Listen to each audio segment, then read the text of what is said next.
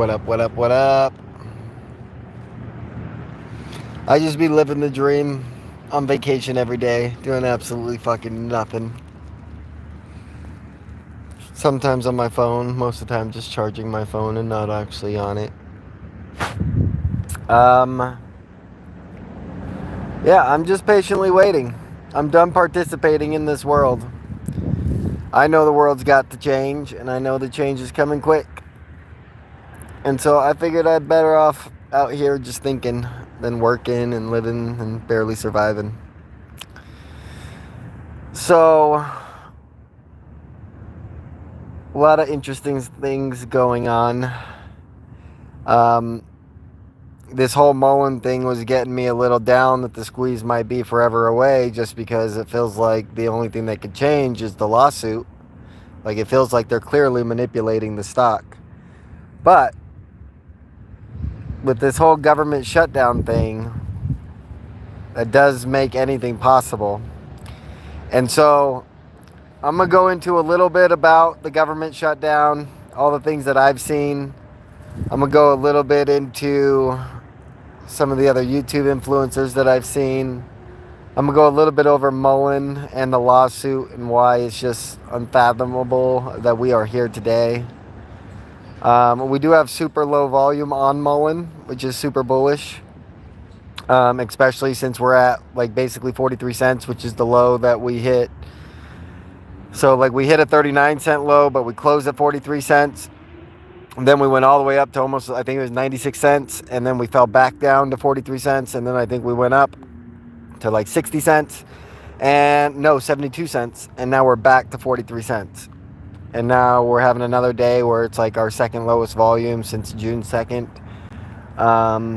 So all that kind of stuff is super bullish. But what's got me most bullish on the idea that something might be different next week than this week is the government shutdown. So the United States government shuts down as of Sunday morning. So Saturday night, 11:59 p.m. We click to midnight and boom, we're on Sunday and the government shut down. Now,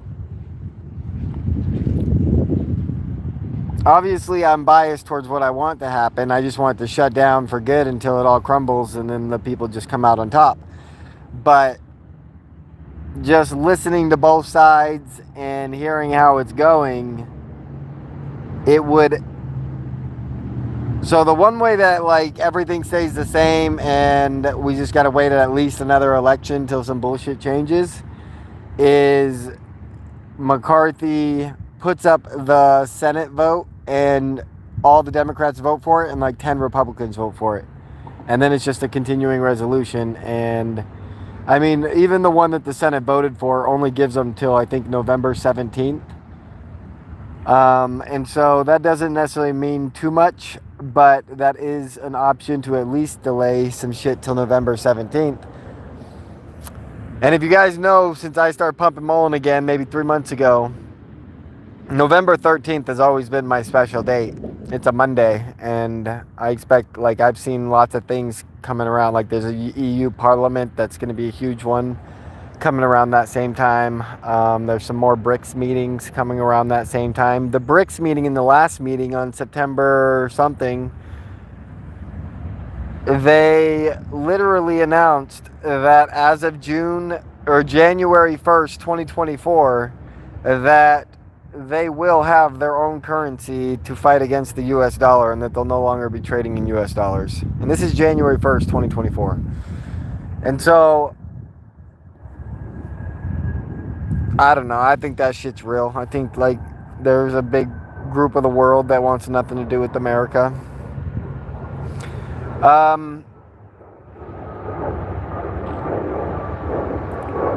But if McCarthy doesn't put up the Senate resolution, then the only other outcome is the shutdown. And basically everyone's saying the shutdown's here and it's coming. But not before I was saying it. I made a video about it, and then 3 days later they're saying 90% chance of fucking shutdown. But it seems like there's a few things that the Republicans are saying that they need in order to be able to vote on anything. And what's interesting is this argument's been had every single time a debt ceiling comes up. Like, it's never ending. But what's interesting is, one, we know the shutdown's coming. Two, Dave Ramsey's on Fox Business saying Sunday Bloody Sunday's coming this Sunday. Dave Ramsey never says shit about fuck. Like, you never hear an opinion from that motherfucker. So to hear him say Sunday Bloody Sunday, like, the future's open on Sunday, so I wouldn't be surprised to see markets like stop halt or market halt on the futures or something. Somebody asked me to go over Quinton 2 warrants. All I know is that they get like 70 million shares. It might be over a period of time based off how many cars are sold, but I don't think so. I think they just get 70 million shares. That doesn't mean anything to me. They're clearly still manipulating the market. We've clearly bought in way more than we needed to. David Mitchery still has $20 million right now, which buys 30 million shares.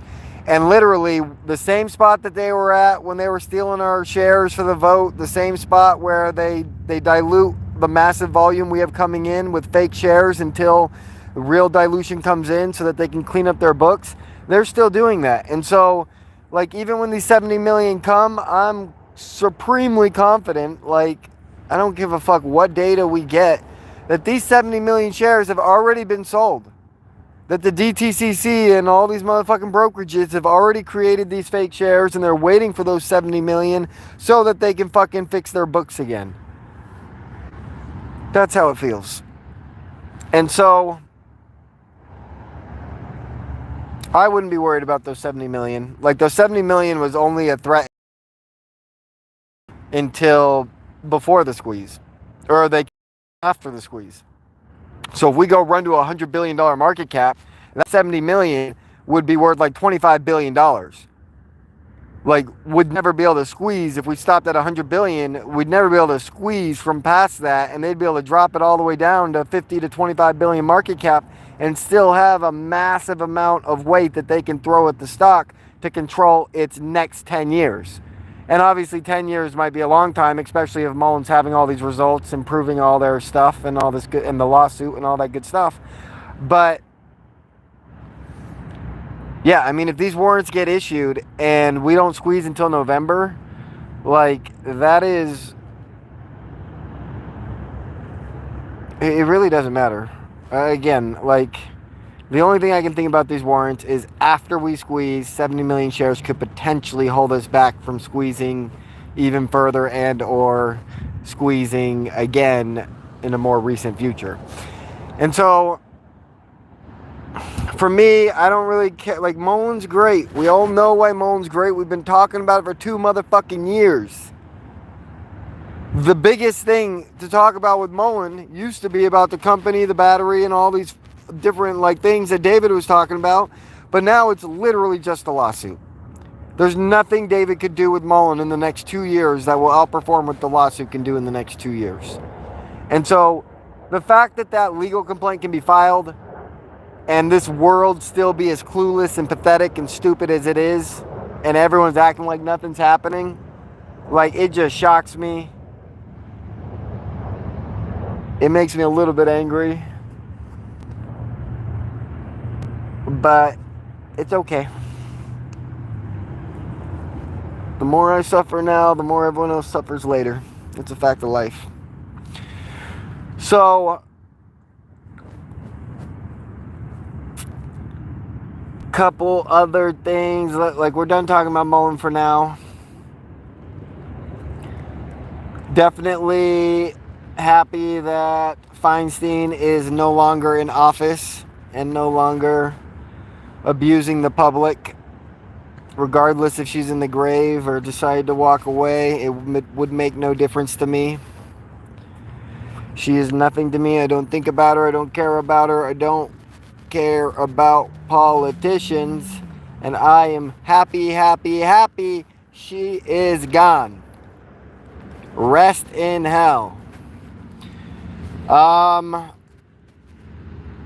Yeah, let's get back to this shutdown thing, though. So if McCarthy doesn't cave, then the government does shut down. And at a certain point, as long as Republicans are willing to stay strong, Democrats are the ones that will have to budge. Because here's what's interesting about Republicans and Democrats and conservatives and liberals and all this bullshit. Like, I've always identified as conservative. I've always voted Republican. But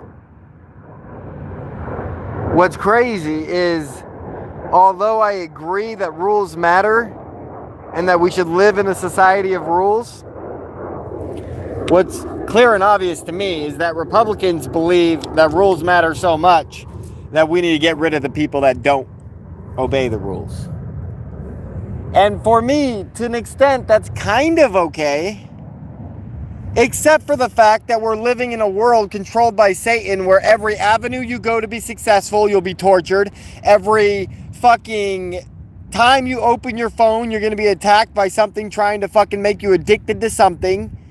Everything in this world is designed to take and steal your fucking money. Like, there's absolutely no way anybody that's committing crimes from a position of desperation deserves to die for what they're doing, when the Republicans and the Democrats and all the rich motherfuckers on this planet willfully allow this world to exist where it's the hardest possible world to live if you weren't raised right, if you don't have good fucking principles in your life. And so Republicans kind of had it right, but the problem with them is that they literally want to just kill homeless people. Like, their only answer is medicate, jail, and kill. They have absolutely no idea how to help anybody ever. And then we get the Democrats. Democrats act like they love everybody. Democrats act like they care about freedom and all this bullshit. Democrats don't care about nothing but their power, and I don't know if there's anything else. They just love their power. And the whole idea behind their party and their politics of like socialism, let's just go back in history, right? There's been lots of societies that have existed, whether it's under a king, whether it's under a parliament, whether it's under a constitution. And there's been lots of good societies, lots of good kings. And what's very interesting about that is, if you look at the world in a historical context, like, I love the Bible because the Bible is so true regardless if it was literally true. Like, I believe it was literally true, word for word, and all these good things, and all, like, everything that was prophesied to come is definitely going to come in a very literal way. But even if you are an atheist, you have to be able to look around and look at history and look at humanity. And then if you go read the Bible with the idea that, is there something I can learn from this? What you're going to learn is that the Bible was sent here. The kings were sent there. History was written. America was created to fall so that the world could understand that hierarchy matters, patriarch matters, and that in order for a just society, there must be a just king. And there is no way around it. Now, what's interesting about the Bible is that it says, like we know in the war in heaven, God had to get up off his throne to cast the devil down to hell. Well, if he had to do that in the spirit world, then I wonder who would come to earth to cast the devil into the pit of hell for 1,000 years. If God was the only one that did it in heaven, if it's the only time he got up off his throne, I wonder who does it this time. Well, if you read the Bible, it says God. So,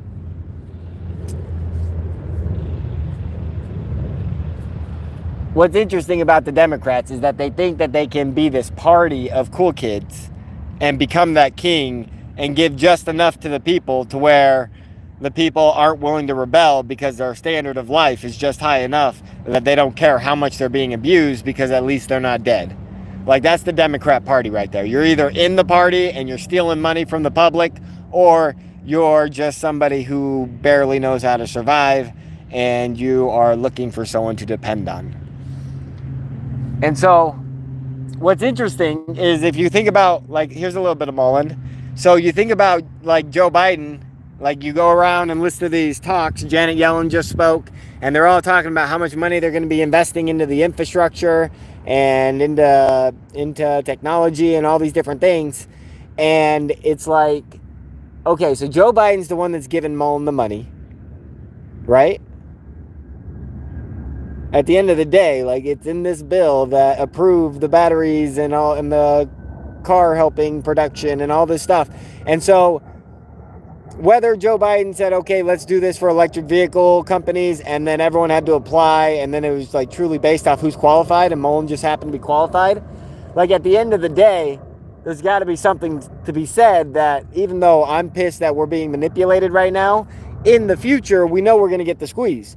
And so if the squeeze comes on the news that Joe Biden just invested $5 billion into Mullen, $500 million into Mullen, who the fuck cares? Like, obviously, the squeeze was coming anyway, so Joe Biden's just kind of stealing our credit, trying to steal our thunder, act like he did it for us. But at the same time, like, Joe Biden will go to the end of the earth to destroy something that he doesn't like. Anything, almost like every Republican position, right? And so, if he's willing to fight so hard on these other things, but he's also willing to cave on the stock market thing, I mean, he has to cave on the stock market thing. Like, our lawsuit guarantees he has to. But I'm just trying to understand this. So, again, conservative, liberals, Republican, Democrat, like, at the end of the day, I want conservatives to win this fight, but I want more liberal policies, but I want more mathematic certainty and science invested into everything that determines whatever gets determined. It's a weird world we live in. Weird fucking world. Meet Kevin. Every time we've ever had a government shutdown coming, Meet Kevin is blasting about it, saying, ooh, this government shutdown might hurt us. This one might hurt us. Literally, Meet Kevin is nowhere to be, like, he has not said the words government shutdown. That's weird.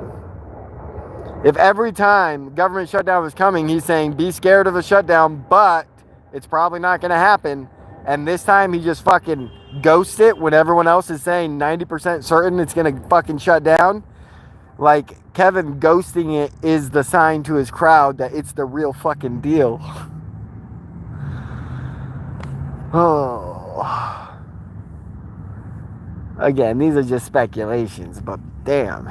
It's just weird that how things develop and change, and I feel like I'm the only thing that doesn't change in this world. Been the same person since I was like 12, maybe 7.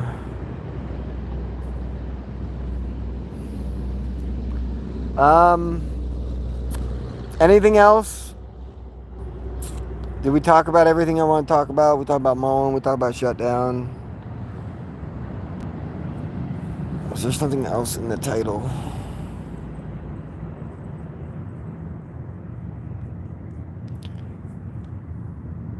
I don't know.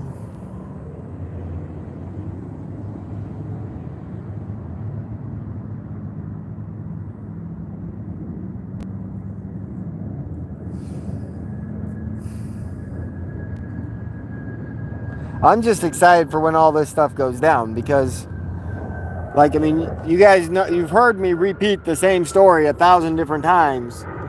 And, like, as the story develops, like, I start adding the pieces together. And, like, the story that I can sit and tell you here for the next 10 hours, just about Mullen, just about AMC, like, I can literally talk all day about everything. But that's not what I'm here to, like, I'm here to do that when the people are listening. But I thought I'd stop by and say hi. it's been a while since I made a video, so we got some things to look forward to, so I'm looking forward to them. I'm enjoying football. Football's fun to watch.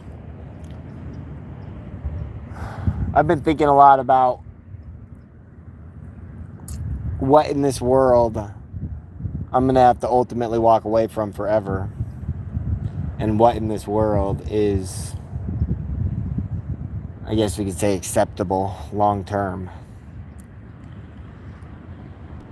And sometimes I'm just so angry, I just feel like I want to take everything from everybody and just like, we got to live like fucking saints or something. But then I think more into the Bible story and how it all ends. And it seems like, even though, like, while I'm here and while I'm in my position of authority, like, I will definitely keep my distance from the majority of mankind. And, like, you'll have to earn your right to earn my presence. Like, I look at this world and I look at the things that are fun and entertaining, and I have fun and I'm entertained by doing them. Like, if this world can be peaceful and we can work this shit out, I don't see any reason why I shouldn't just own the Arizona Cardinals. I could have my own team. We'll win the Super Bowl every year because you guys suck compared to me. And yeah, like, ultimately, like, we keep the world basically as is. We get rid of all the attacks, whether it's online or on the streets. We get rid of the government overload of employees and spending. We take care of the poor. And then once, like, no one's dying anymore and everyone's, like, got free time on their hands and no one's thinking about how are they going to survive tomorrow, what if they lose their job, what if they hurt their back, when all those questions are no longer questions, that's when I'm excited to start meeting people and seeing what people are into. Because right now, I just don't feel like anyone's living the life they chose to live. Like, I feel like everyone's just a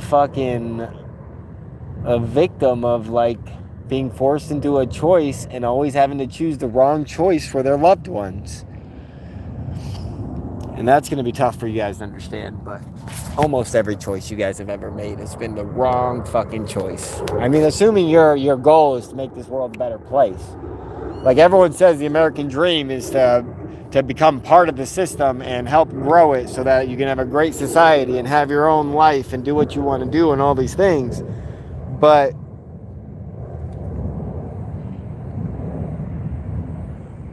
I don't know, if you ask me, the American dream is freedom, time, not worrying about where your next meal is, simple luxuries like electricity, air conditioning, heaters. Doesn't take a lot. I've basically been homeless for the last week and a half, so I don't know how long this is going to last, but I mean, it can change anytime I want. I got people telling me they'll buy me a fucking apartment right now, but it's the wrong people, and I don't want to take nothing from those people. I got a fiance that seems to still love me for some reason. And she says if I just go get a job, she's happy to let me come back, but I don't want no job. And I got too much to think about right now. Can't be worried about fucking flipping burgers right now. Been there, done that. Many, many years, getting many different jobs just to prove that I could, working at the earliest possible hours, doing the hardest possible work. Just to prove that I don't give a fuck about work. Like, if I could go work every day and know that the world was going to be a better place for it, I would. But I can't. So I don't. So I won't. What else? Yeah, I mean, ultimately, I think seeing how I live out here on the streets will be a good way for me to determine what the minimum standard is somebody will need to live in the new America. New America is coming. And so The outcomes are this: either McCarthy caves and we go back to normal, either the House fights and the Democrats cave and we get into a structured, like, legitimate Congress where, like, every time you turn on the House Congress, like, there's real debates and there's real science and there's real math and there's real stuff being voted on that actually has social and immediate impact that we'll be able to view and be happy with. I truly believe that. And so, but if that doesn't happen, Republicans don't get their way, Democrats don't get their way, because neither of them deserve their way, because even if Republicans get their way, it's just going to lead down to the point where they go to start killing and jailing all the homeless. And so we'll conclude this with the setting in the Bible that says at the end times that one man will conquer them all. And it says all else shall fall because their foundations are not built on Christ, not built on Jesus. And because of this, it leads me to believe that Republicans are going to stand firm in their stance because technically and mathematically they're right. And Democrats are going to stand firm because they will never let America go take steps backwards from socialism towards freedom.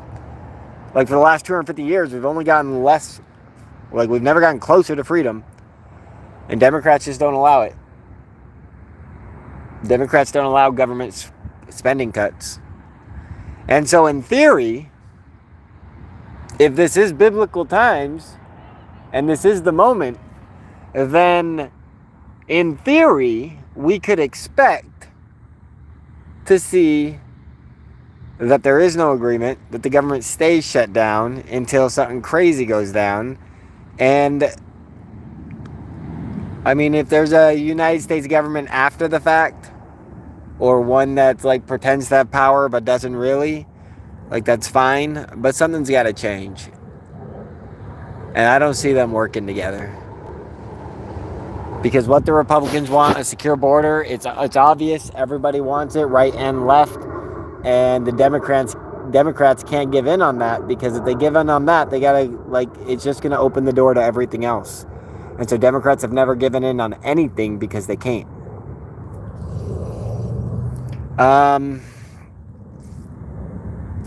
Last thing we'll talk about is Mullen and the buyback.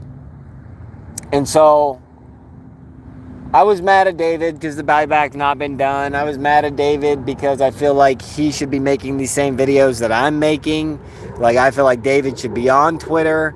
Like, fuck their rules. Fuck their blackout periods. They're breaking the rules. You've already caught them. You are now exalted above the rules to save yourself and save your investors and all this other stuff. So I feel like he could be doing way more than he's doing. And I'm pretty disappointed about it. But again, nobody's done as much as David. Like, nobody's done as much for me as David has in this whole world. And so as much as I'm angry at him, still got love for the man. I saw a text go around that insinuated David may have texted somebody that his life is in danger. I personally don't think so. I think there are too many eyes on Mullen now. I think that David is untouchable. But a year and a half ago, when they broke the laws to beat us, like, it's one thing for them to break the laws to delay our squeeze. It's a whole nother thing for them to break the laws to, like, eliminate the squeeze, which is what they did July 2022. Like, after that shit, if I was David, there's nothing I wouldn't have done. Like, if I had to die for it, me dying leads to the whole world finding out the truth and, like, uniting against the devil, bro, just point me to the cross. I'll jump on it right now.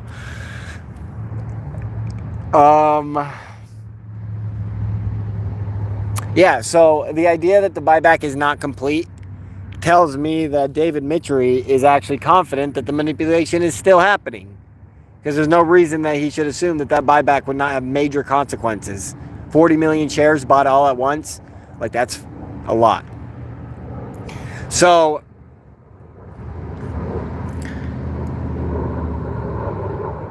If he hasn't done the buyback, then likely he knows that it is still manipulated. And at the end of the day, he's not the lawyer. He's going to do whatever his lawyers are telling him to do. And his lawyers are telling him that he needs to wait until October 19th to hear an answer from these people. But what's interesting, like, I guess in the answer there can be a request to appeal, but I don't expect that. I'm not expecting them to just say we're totally innocent, because they would have to bring scientific evidence that discounts our scientific evidence we've already brought, which is obviously not possible if our evidence is scientific. And so the only argument that I can see the courts having, the lawyer having, is that they did what they had to do in order to protect the most number of people, which is what they felt like their job was. When really their job was to uphold the law to protect all investors. But their argument is going to be we had to protect the majority of investors because a small group of investors came to fuck shit up.